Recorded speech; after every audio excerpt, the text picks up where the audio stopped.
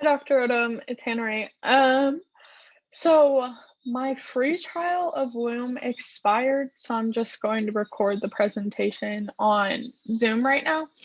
Um, yeah, I'm not super comfortable with Zoom recording, so we'll see how this goes. Please have patience. Okay, so I'm gonna screen share. I'm trying to share my screen.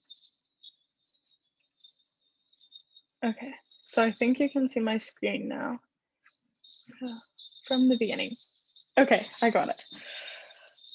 Okay, so depth and complexity, part one by me. Um, so I chose the initial background for the front to kind of represent the patterns icon and also the rules icon because I really loved how they went together.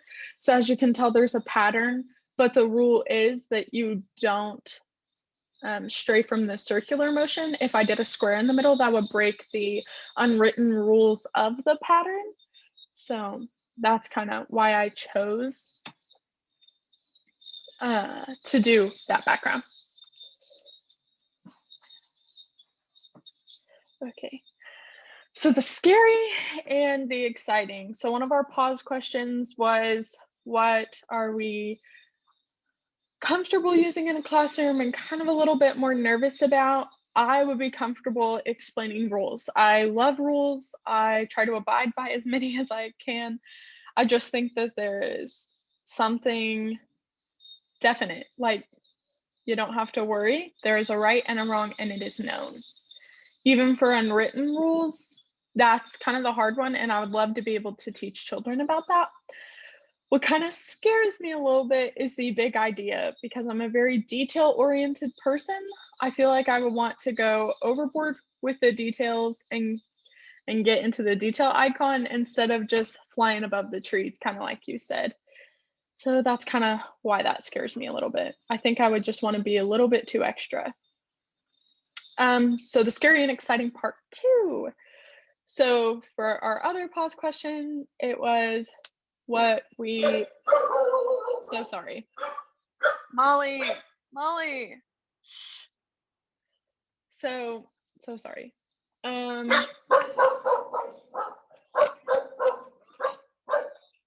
I'm sorry. So for our scary and exciting,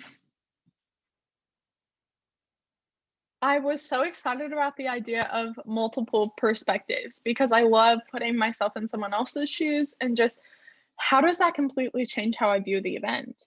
And what you said about inanimate objects, I love that because me as a former and I guess current gifted student, it forces me to think in a way that I don't usually. Like, I don't think about how this cup feels about how I'm drinking out of it or how it feels once I put it in the dishwasher. Like, I just don't.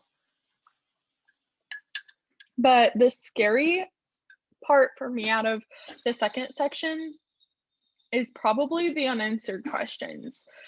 As I've kind of said before, I'm very detail oriented and I kind of like to know what's happening. I feel like the fact that rules was my favorite from the first half kind of means unanswered questions is going to be my least favorite on the second half because they don't really go together. But that scares me a little bit because students are going to ask questions and I'm not going to know the answers. And I know that should be okay, but for some reason, I sometimes feel like it's not.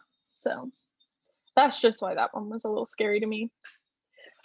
So I've done this before, but apparently it didn't save. So in my emails not sending to you, I lost it. So I chose another one because I was like, why not? I can get more practice making questions.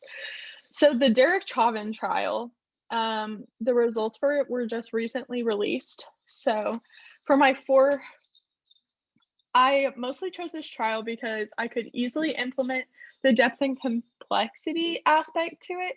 So for the rules, I was really focusing on application. How does this apply to their life? So I wanted them to predict what would happen if no one followed the rules about death, which is like if no one followed the rules about murder and everyone was just allowed to murder or kill whoever they wanted. Then for ethics, I felt like ethics was the easiest icon to implement because this is such a polarizing thing. It's either you're on board or you're not. There really isn't a big middle ground here that's accepted to be in. So I felt like that would be really good to implement with the children too. Is like there will be times where you have to be on one side or the other.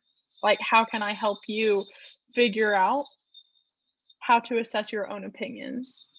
So I wanted them to kind of evaluate where they stand. So I said, was the verdict the right choice and why? And then, as I said before, I love multiple perspectives, and I wanted to add the inanimate object that they have to do. So they're creating what different people's reactions would be. So if you're Derek Chauvin, what's your reaction to the trial? Are you still happy or are you upset? Like, explain to me why. If you're a police uniform, what's your reaction to the trial? If you are Derek Chauvin's commanding officer who's known him for a very long time and know his character and who he is, are you still happy about the trial? I chose those three because I feel like it's going to force students to see his side rather than taking the point of like, oh, he's a horrible person. He may be a horrible person, but horrible people still have good qualities. And that doesn't mean that we are callous whenever we talk about them. And I really wanted for students to get that empathy of the fact that, like, you may think that justice is served, but that doesn't mean that he's happy. So I don't know. I just wanted them to kind of put themselves in his shoes, kind of see where he's coming from, because I feel like that's something that not a lot of people are doing with the trial. And I want my students to be able to be people who put themselves in other people's shoes and are there for those that the world seems to be against. For my last icon, I chose change over time.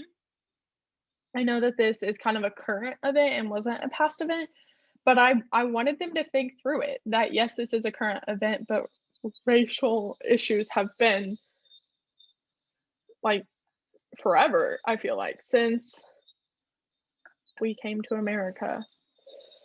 So they're creating how this trial would have gone in the peak of racism in America between black and white in the 1960s. How would this trial have gone? And think a little forward in the future. What do you think our future is going to be like? How would this trial have gone in 2050? And then I want them to explain and elaborate on that so I can see their justification. And then my takeaways. So I really thought that as much as I feel like I'm going to struggle with it, I was very intrigued by the unanswered questions. I didn't Sometimes I feel like whenever I'm teaching students, I want to be able to have all the answers in some respects. That way I don't feel like I'm incompetent, but also I want to be challenged by my students. And I feel like unanswered questions is a great way. So that way it's like, no, I'm still learning too. Learning doesn't stop. You learn and I learn, and we can try to solve unanswered questions together. I also like the idea of getting comfortable with the unknown. I wrote that down on my notebook. That's what I was looking at. So getting comfortable with the unknown is not something I like, but it's challenging and it's intriguing and I want to do more of it. I What I thought was useful from this whole thing was just the idea and concept of icons as a whole. Just using for myself, I'm a very, very visual person. So writing down like in my lesson plans or in my notes, like I'm for sure using these icons in my school notes next year. Writing down a flower next to something that has massive details or the little triangle for ethics. Writing these down is going to help me to identify things quickly. And I think it'll help my students too for my visual learners, and it'll help them to organize information. If we're talking about slavery and racial injustice in the 1960s, having that ethics icon, okay, guys, we're going to store this in our ethics bin in our brain.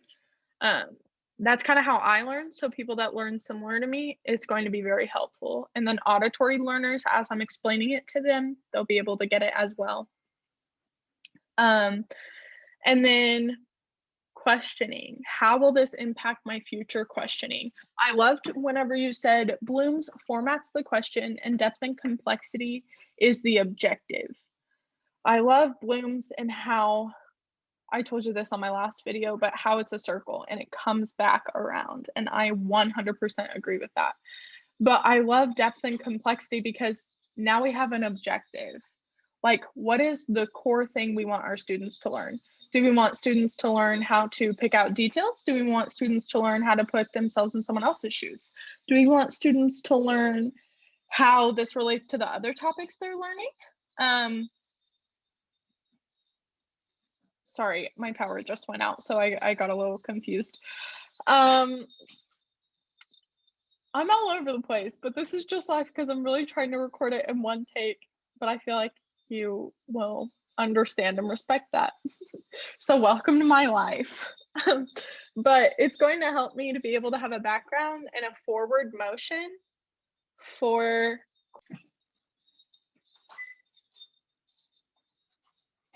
okay, I really hope it's still recording. I'm gonna look at it at the end because my power went out, the Wi-Fi went out, and so Zoom kind of shut down for a quick second. But that is kind of my take on depth and complexity. I love it. I nerd out about questions all day long. So kind of spoke my love language right there. Also, I just think it's going to be so helpful in helping students have the characteristics that we want to implement in the future generation. I want our future generation to be understanding, loving, caring, kind, and ones that aren't scared of unanswered questions and will dive into the unknown and try to seek out answers.